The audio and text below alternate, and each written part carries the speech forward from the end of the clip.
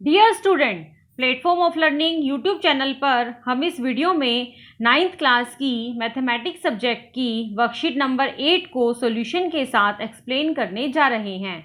Video को पूरा ज़रूर देखें और अगर आपने अभी तक चैनल को सब्सक्राइब नहीं किया है तो इसे सब्सक्राइब ज़रूर कीजिए। स्टार्ट करते हैं worksheet number 8। Lines, line segment and rays.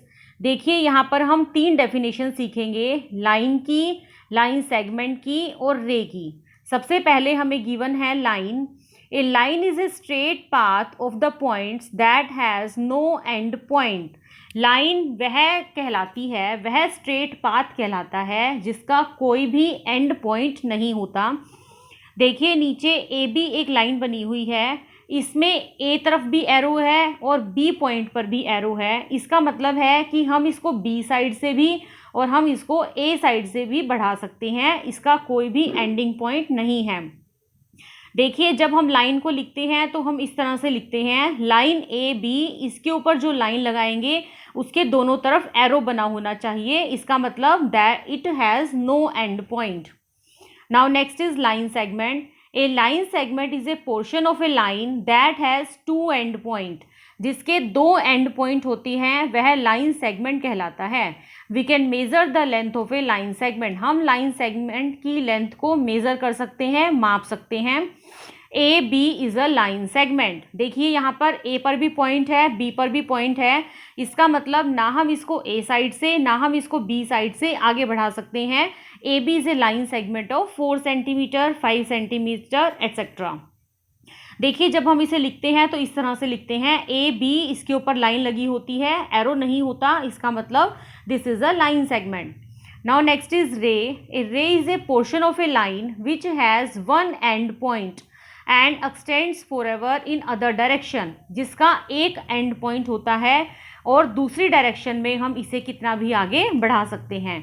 देखिए यहाँ पर ए पर पॉइंट है, इसका मतलब एरो नहीं है, इसका मतलब यह इसका एंड पॉइंट है। बी साइड पर एरो है, इसका मतलब बी से हम इसे आगे बढ़ा सकते हैं।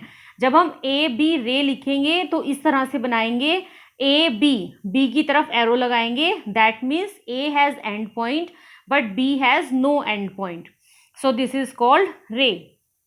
आगे देखिए, look at the figure below, label them as a line, line segment और रे, नेम देम। यहाँ पर आपको 3 लाइंस गिवन है, आपको उनके नेम देने हैं। देखिए ए पहले दे रखा है हमें पी क्यू। पी क्यू पर पी एंड पॉइंट है बट क्यू पर कोई एंड पॉइंट नहीं है। सो दिस इज अ रे बिकॉज रे हैज़ 1 एंड पॉइंट। एक्स पर भी एंड पॉइंट है, वाई पर भी एंड पॉइंट है। So this is a line segment because it has 2 end point. M N, M की तरफ भी एरो है, एन की तरफ भी एरो है, that means this is a line which has no end point. Let us now recapitulate about angles and some of their properties. चलिए angle के बारे में और उनकी प्रॉपर्टीज के बारे में स्टडी करते हैं। Angle, a angle is a figure formed by 2 rays, line segments meeting at a common point. Angle 2 rays या लाइन सेगमेंट जहाँ पर मिलती है वह एंगल बनाती हैं। देखिए जैसे एक रे ये है हमारे पास, एक रे ये है हमारे पास, ये दोनों यहाँ पर मिल रही है तो यह एंगल बन जाता है। तो इस तरह से जहाँ पर भी 2 रे या फिर 2 लाइन सेगमेंट आपस में मीट करते हैं तो उस कॉमन पॉइंट को हम एंगल कहते हैं, वहाँ पर एंगल बन जाता है। When 2 lines and line segment intersect, the angles so formed have intersecting relation in the figure 1. देखिए फिगर 1 की तरफ देखिए, यदि 2 लाइन आपस में इंटरसेक्ट करती हैं तो आपके पास 4 एंगल बनते हैं, जैसे एंगल 1, 2, 3 एंड 4। अब इनकी कुछ प्रॉपर्टीज़ हैं। एंगल 1 एंगल 3 के इक्वल हो जाएगा because it is vertically opposite angle. Angle 2 angle 4 के इक्वल होगा, these are vertically opposite angle. Angle 1 plus angle 2 180 degree कहलाएगा, this is linear pair angle. Linear pair angle का मतलब होता है एक स्ट्रेट लाइन पर बने हुए एंगल्स का सम 180 डिग्री। आगे है, जिस तरह से 1 और 2 180 हुआ है, इसी तरह से 3 और 4 भी 180 हो जाएगा। 3 + 4 = 180 डिग्री। और यदि हम चारों एंगल का सम निकालें तो 1 + 2 + 3 + 4 = 360 डिग्री, कंप्लीट एंगल। और देखिए जिस तरह से 1 और 2 का टोटल 180 है, उसी तरह से 1 + 4 भी 180 होगा, 2 + 3 भी 180 होगा लीनियर पेयर एंगल से। तो यह हमारे पास एंगल की प्रॉपर्टी है। आगे देखिए, when two parallel lines are intersect by a transversal, it gives rise to several types of angles and some intersecting relation in the given figure 2। L parallel है M के। देखिए यहाँ पर आपके पास दो लाइन गिवन है जिसमें L is parallel to M।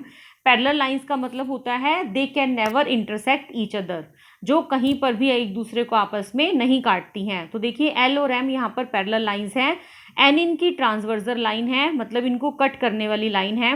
तो हमारे पास 8 एंगल्स बन जाते हैं, एंगल 1 2 3 4 5 6 7 8। अब इनकी कुछ प्रॉपर्टीज हैं, वो देखिए क्या है। सबसे पहले है pair of corresponding angles are equal. Corresponding angles equal होते हैं। कोरेस्पॉन्डिंग एंगल का मतलब जैसे